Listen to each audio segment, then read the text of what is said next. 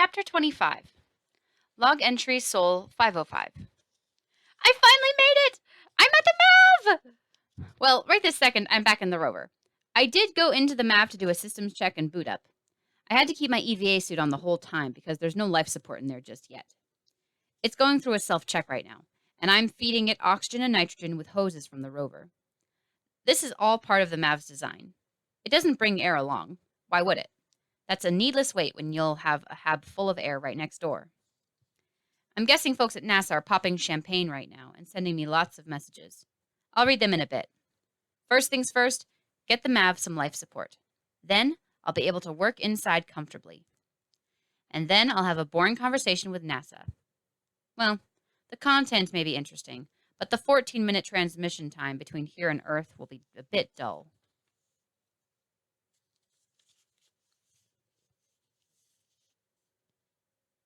1300 hours, 7 minutes. Houston. Congratulations from all of us here at Mission Control. Well done. What's your status? 1300 hours, 21 minutes. MAV. Thanks. No health or physical problems. The rover and trailer are getting pretty worn out, but still functional. Oxygenator and regulator both working fine. I didn't bring the water reclaimer, just brought the water. Plenty of potatoes left. I'm good to last till 5:49. 1300 hours, 36 minutes. Houston. Glad to hear it. Hermes is still on track for a Sol 549 flyby. As you know, the MAV will need to lose some weight to make the intercept. We're going to get you those procedures within the day. How much water do you have? What did you do with urine? 1300 hours, 50 minutes. MAV.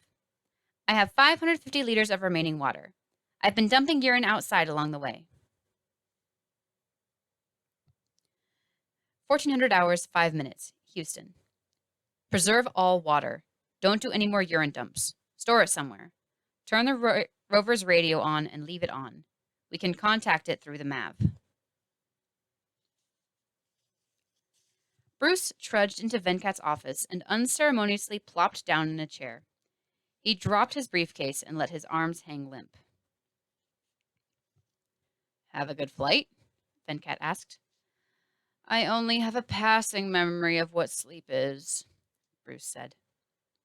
So is it ready? Venkat asked. Yes, it's ready, but you're not going to like it. Go on. Bruce steeled himself and stood, picking up his briefcase. He pulled a booklet from it. Bear in mind, this is the end result of thousands of hours of work, testing, and lateral thinking by all the best guys at JPL. I'm sure it was hard to trim down a ship that's already designed to be as light as possible, Venkat said. Bruce slid the booklet across the desk to Venkat. The problem is the intercept velocity. The MAV is designed to get to low Mars orbit, which only requires 4.1 kps, but the Hermes flyby will be at 5.8 kps. Kilometers per second. Venkat flipped through the pages. Care to summarize? First, we're going to add fuel.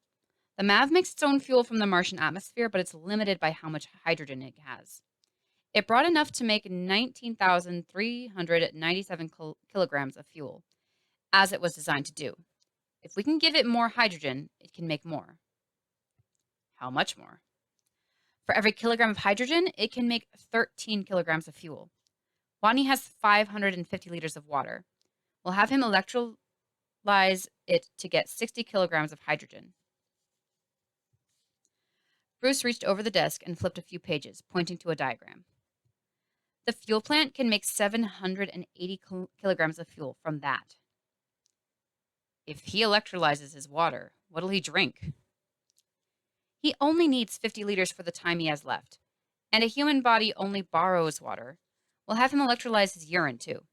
We need all the hydrogen we can get our hands on. I see. And what does 780 kilograms of fuel buy us? Venkat asked. It buys us 300 kilograms of payload. It's all about fuel versus payload. The MAV's launch weight is over 12,600 kilograms. Even with the bonus fuel, we'll need to get that down to 7,300 kilograms. So the rest of this booklet is how we remove over 5,000 kilograms from the ship. Venkat leaned back. Walk me through it. Bruce pulled another copy of the booklet from his briefcase. There were some gimmies right off the bat. The design presumes 500 kilograms of Martian soil and rock samples. Obviously, we won't do that. Also, there's just one passenger instead of 6. That saves 500 kilograms when you consider their weight plus their suits and gear. And we can lose the other 5 acceleration chairs. And, of course, we'll remove all non-essential gear. The med kit, tool kit, internal harnessing, straps, and anything else that isn't nailed down. And some stuff that is. Next up, he continued, we're ditching all life support. The tanks, pumps, heaters, airlines, CO2 absorption system, even the insulation on the inner side of the hull. We don't need it. We'll have Watney wear his EVA suit for the whole trip. Won't that make it awkward for him to use the controls? Venkat said. He won't be using them, Bruce said. Major Martinez will pilot the MAV remotely from Hermes. It's already designed for remote piloting. It was remotely landed, after all. What if something goes wrong? Venkat asked. Martinez is the best trained pilot, Bruce said. If there's an emergency, he's the guy you want controlling the ship. Venkat said cautiously. We've never had a manned ship controlled remotely before. But okay, go on. Since Watney won't be flying the ship, Bruce continued, he won't need the controls. We'll ditch the control panels and all the power and data lines that lead to them. Wow, Venkat said. We're really gutting this thing.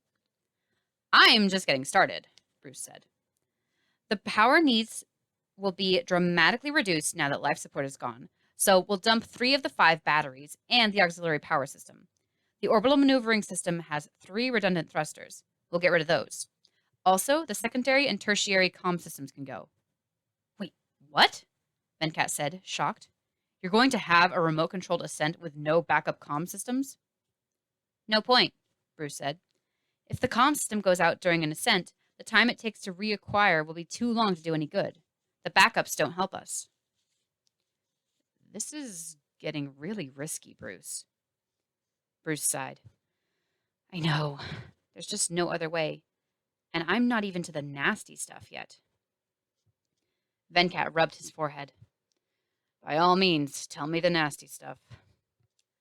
We'll remove the nose airlock, the windows, and hull panel 19. Venkat blinked. You're taking the front of the ship off? Sure, Bruce said. The nose airlock alone is 400 kilograms. The windows are pretty heavy, too. And they're connected by hull panel 19, so we may as well take that, too. So he's going to launch with a big hole in the front of the ship? We'll have him cover it with HAB canvas. HAB canvas? For a launch to orbit? Bruce shrugged. The hull's mostly there to keep the air in. Mars's atmosphere is so thin, you don't need a lot of streamlining. By the time the ship's going fast enough for air resistance to matter, it'll be high enough that there's practically no air. We've run all the simulations. Should be good. You're sending him to space under a tarp. Yeah, pretty much, yeah. Like a hastily loaded pickup truck. Yeah. Can I go on? Sure. Can't wait. We'll also have him remove the back panel of the pressure vessel. It's the only other panel he can remove with the tools on hand. Also, we're getting rid of the auxiliary fuel pump. Sad to see it go, but it weighs too much for its usefulness. And we're nixing a stage 1 engine. An engine? Yeah. The stage 1 booster works fine if one engine goes out. It'll save us a huge amount of weight. Only during the stage 1 ascent, but still. Pretty good fuel savings. Bruce fell silent. That it? Venkat asked. Yeah. Venkat sighed. You've removed most of the safety backups. What's this do to the estimated odds of failure? It's about 4%. Ugh, Venkat said. Normally, we'd never even consider something that risky. It's all we've got, Venk, Bruce said. We've tested it all out and run simulations galore. We should be okay if everything works the way it's supposed to. Yeah, great, Venkat said.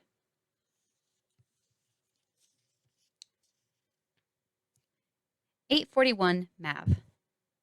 You kidding me? 955 Houston. Admittedly, they are very invasive modifications, but they have to be done. The procedure doc we sent has instructions for carrying out each of these steps with tools you have on hand. Also, you'll need to start electrolyzing water to get the hydrogen for the fuel plant. We'll send you procedures for that shortly. 909 Mav. You're sending me into space in a convertible. 924 Houston. There will be HAB canvas covering the holes. They will provide enough aerodynamics in Mars's atmosphere. 938 Mav. So it's a ragtop.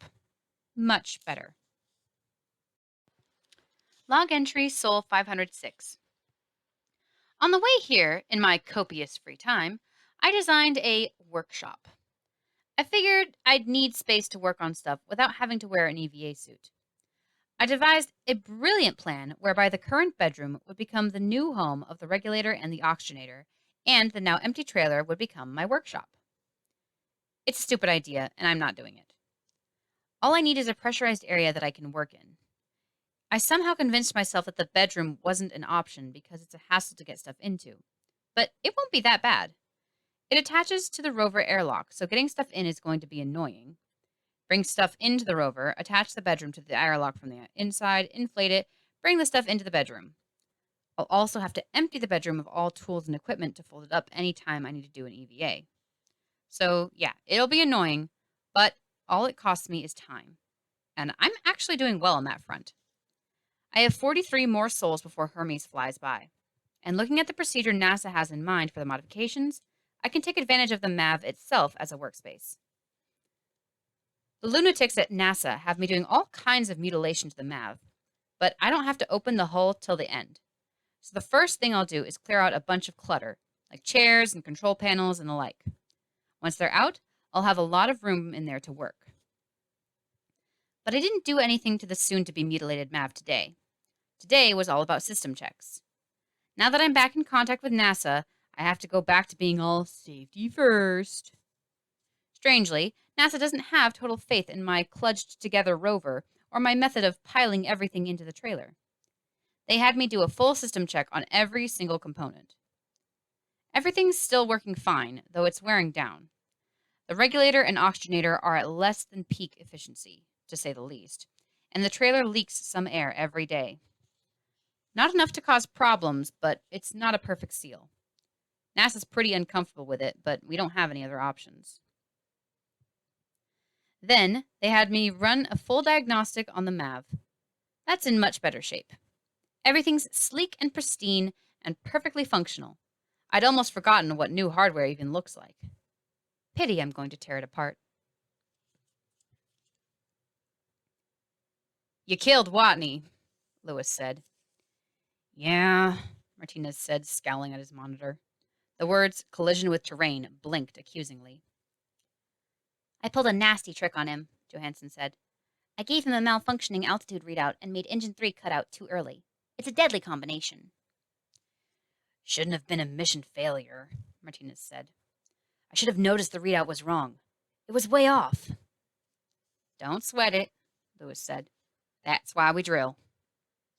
Aye, Commander, Martinez said. He furrowed his brow and frowned at the screen. Lewis waited for him to snap out of it. When he didn't, she put a hand on his shoulder. Don't beat yourself up, she said. They only gave you 2 days of remote launch training. It was only supposed to happen if we aborted before landing, a cut-our-losses scenario where we'd launch the MAV to act as a satellite. It wasn't mission crucial, so they didn't drill you too hard in it. Now that Mark's life depends on it, you've got 3 weeks to get it right, and I have no doubt you can do it. Aye, Commander, Martinez said, softening his scowl. Resetting the sim, Johansson said. Anything specific you want to try? Surprise me, Martinez said. Lewis left the control room and made her way to the reactor. As she climbed up the ladder to the center of the ship, the centripetal force on her diminished to 0. Vogel looked up from a computer console. Commander? How are the engines? She asked, grabbing a wall-mounted handle to stay attached to the slowly turning room. All working within tolerance, Vogel said. I am now doing a diagnostic on the reactor. I am thinking that Johansen is busy with the launch training, so perhaps I do this diagnostic for her. Good idea, Lewis said. And how's our course? All is well, Vogel said. No adjustments necessary. We are still on track to planned trajectory within 4 meters. Keep me posted if anything changes. Yeah, Commander. Floating to the other side of the core, Lewis took the other ladder out, again gaining gravity as she went down. She made her way to the Airlock 2 ready room. Beck held a coil of metal wire in one hand and a pair of work gloves in the other. Hey, Commander. What's up? I'd like to know your plan for recovering Mark. Easy enough if the intercept is good, Beck said. I just finished attaching all the tethers we have into one long line. It's 214 meters long. I'll have the MMU pack on, so moving around will be easy. I can get going up to around 10 meters per second safely. Any more and I risk breaking the tether if I can't stop in time.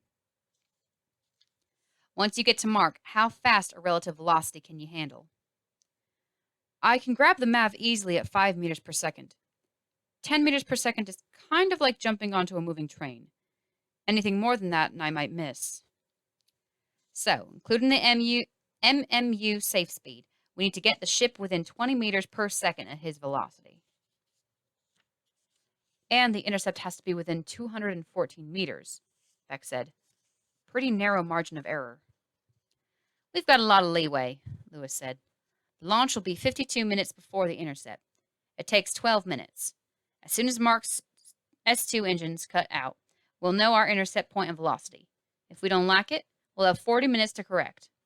Our engine's 2 millimeters per second may not seem like much, but in 40 minutes it can move up to 5.7 kilometers. Good, Beck said. And 214 meters isn't a hard limit per se. Yes, it is, Lewis said. Nah, Beck said. I know I'm not supposed to go untethered, but without my leash, I could get way out there. Not an option, Lewis said. But we could double or even triple our safe intercept range. We're done talking about this, Lewis said sharply. Aye, Commander. Log entry Sol 526. There aren't many people who can say they've vandalized a $3 billion spacecraft, but I'm one of them. I've been pulling critical hardware out of the MAV left and right. It's nice to know that my launch to orbit won't have any pesky backup systems weighing me down. First thing I did was remove the small stuff. Then came the things I could disassemble, like the crew seats, several of the backup systems, and the control panels. I'm not improvising anything.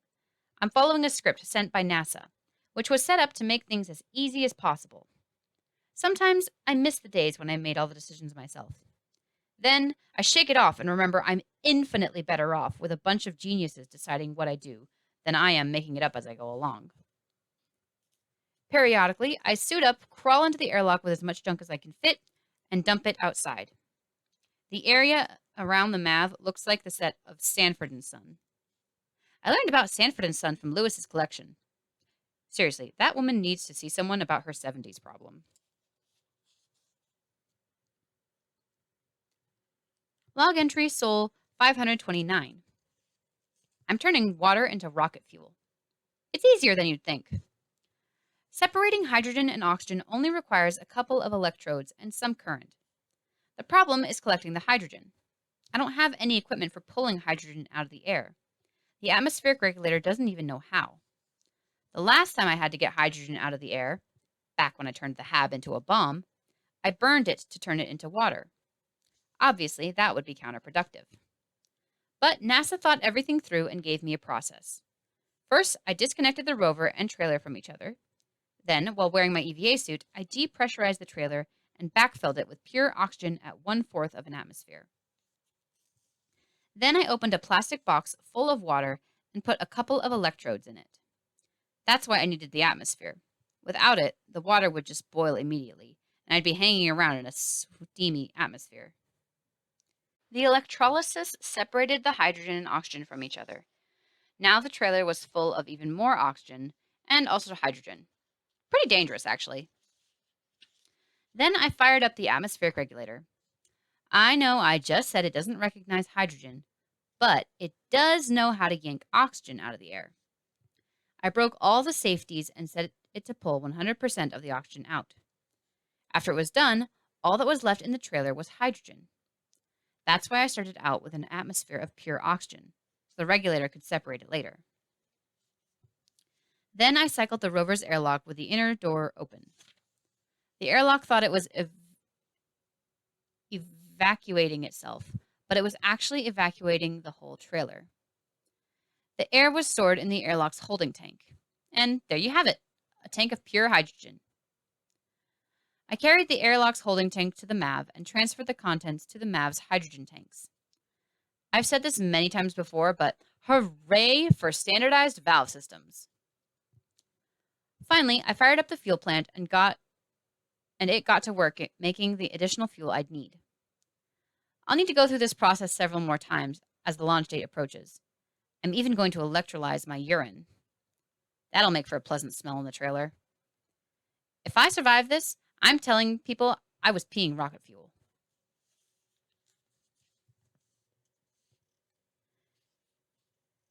(1922) Johansson. Hello, Mark. 1923. Mav. Johansson? Holy crap! They finally letting you talk to me directly? 1924. Johansson. Yes, NASA gave the okay for direct communication an hour ago. We're only 35 light seconds apart, so we can talk in near real time. I just set up the system and I'm testing it out. 1924. Mav. What took them so long to let us talk? 1925. Johansson. The psych team was worried about personality conflicts. 1925. Mav. What? Just because you guys abandoned me on a godforsaken planet with no chance of survival? 1926. Johansson. Funny. Don't make that kind of joke with Lewis. 1927. Mav. Roger. So, thanks for coming back to get me. 1927. Johansson. It's the least we could do. How's the MAV retrofit going? 1928. Mav. So far, so good. NASA put a lot of thought into the procedures. They work. That's not to say they're easy. I spent the last 3 days removing hull panel 19 and the front window. Even in Mars G, they're insanely heavy.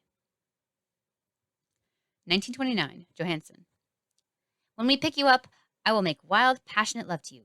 Prepare your body. 1929. Johansson. I didn't type that! That was Martinez! I stepped away from the console for like 10 seconds! 1929. Mav. I've really missed you guys. Log entry Sol 543. I'm done? I think I'm done. I did everything on the list. The MAV is ready to fly. And in 6 sols, that's just what it'll do. I hope. It might not launch at all.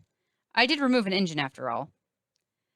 I could have screwed up all sorts of things during that process, and there's no way to test the ascent stage.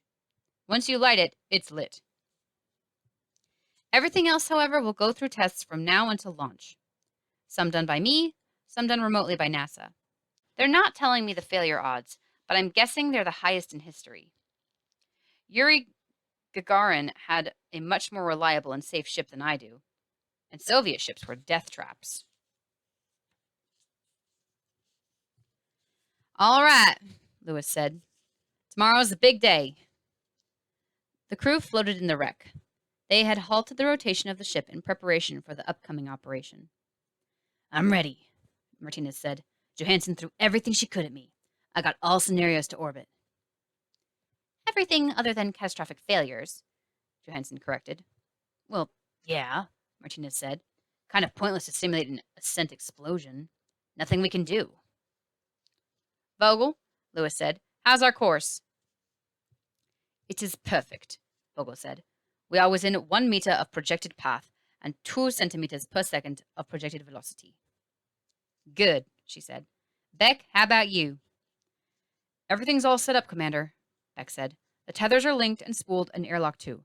My suit and MMU are prepped and ready. Okay. Battle plan is pretty obvious, Lewis said. She grabbed a handhold on the wall to halt to a slow drift she had acquired. Martinez will fly the MAV. Johansson will sysop the ascent. Beck and Vogel, I want you in airlock 2 with the outer door open before the MAV even launches. You'll have to wait 52 minutes, but I don't want to risk any technical glitches with the airlock or your suits. Once we reach intercept, it'll be Beck's job to get Watney. He might be in bad shape when I get him, Beck said. The stripped-down MAV will get to 12 Gs during the launch. He could be unconscious and may even have internal bleeding. Just as well you're our doctor, Lewis said. Vogel, if all goes according to plan, you're pulling Beck and Watney back aboard with the tether. If things go wrong, you're Beck's backup. Yeah, Vogel said.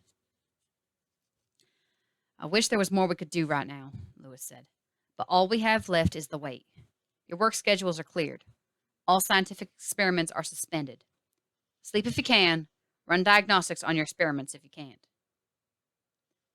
We'll get him, Commander, Martinez said as the others floated out. 24 hours from now, Mark Watney will be right here in this room. Let's hope so, Major, Lewis said. Final checks for this shift are complete, Mitch said into his headset. Timekeeper. Go flight, said the timekeeper. Time until MAV launch. 16 hours, 9 minutes, 40 seconds. Mach. Copy that. All stations, flight director shift change. He took his headset off and rubbed his eyes. Brendan Hutch took the headset from him and put it on. All stations, flight director is now Brendan Hutch. Call me in case anything happens, Mitch said. If not, I'll see you tomorrow. Get some sleep, boss, Brendan said. Venkat watched from the observation booth. Why ask the timekeeper? He mumbled. It's on the huge mission clock in the center screen. He's nervous, Annie said. You don't see it often, but that's what Mitch Henderson looks like when he's nervous. He double and triple checks everything. Fair enough, Venkat said. They're camping out on the lawn, by the way, Annie said. Reporters from all over the world. Our press rooms just don't have enough space. The media loves drama, he sighed. It'll be over tomorrow, one way or another. What's our role in all this? Annie said. If something goes wrong, what can Mission Control do? Nothing, Venkat said. Not a damned thing. Nothing? It's all happening 12 light minutes away. That means it takes 24 minutes for them to get the answer to any question they ask. The whole launch is 12 minutes long. They're on their own. So we're completely helpless? Yes, Venkat said. Sucks, doesn't it? Log entry Sol 549. I'd be lying if I said I wasn't scared. In 4 hours, I'm going to ride a giant explosion into orbit. This is something I've done a few times before, but never with a jury-rigged mess like this. Right now, I'm sitting in the MAV.